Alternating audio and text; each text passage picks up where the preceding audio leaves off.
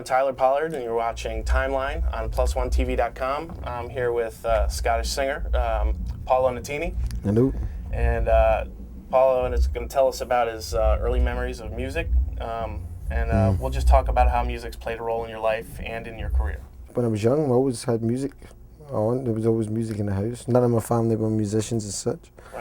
Right. My dad's dad, my non, he had a piano in his house. He loved to play that. I'd go to his house a lot.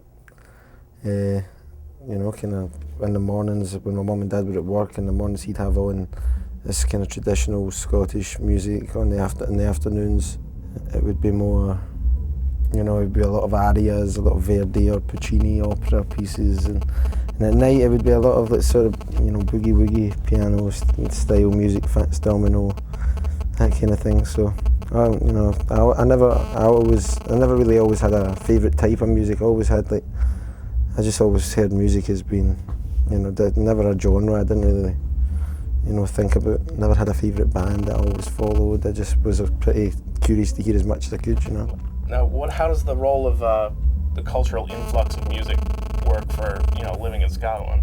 I mean, is American music around? Is it, you know, there's a lot of stuff that doesn't make it to America, but I feel like more American music makes it. Is that a terrible statement? No, it's perfectly valid, man. The same with film. Yeah. Same with everything. Yeah, music. And most of the records that were there were all.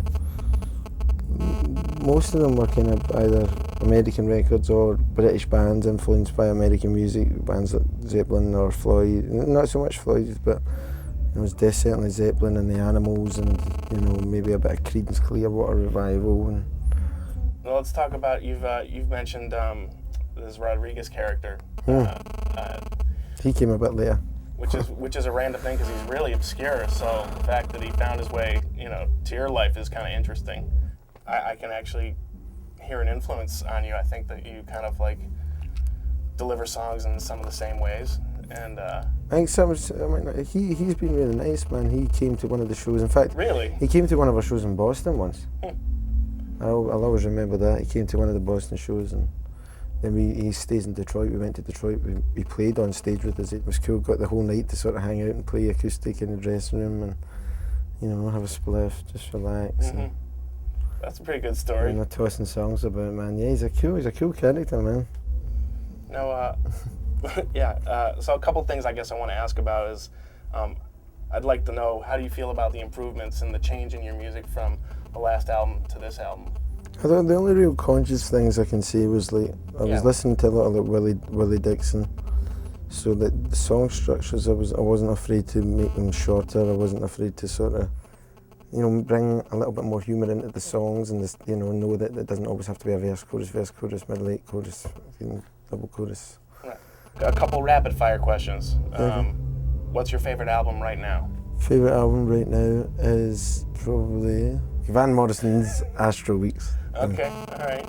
How about maybe the greatest concert you've ever seen? And the Zeppelin, probably. The Zeppelin show at the O2. Yeah?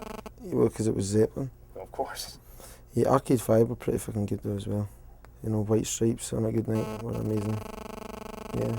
How about the first concert that you remember seeing? Elton John. Elton John? Mum and Dad took me to go see Elton John. Nice. It was good, man. That's a good start. All right, well, I wish you the best of luck on the rest of your tour, and your new album is fantastic. And thanks, man. I might go see the Red Sox tonight as well. Is that a good or bad thing? That might happen, yeah. I think you should do that. It's a great park. Red Sox!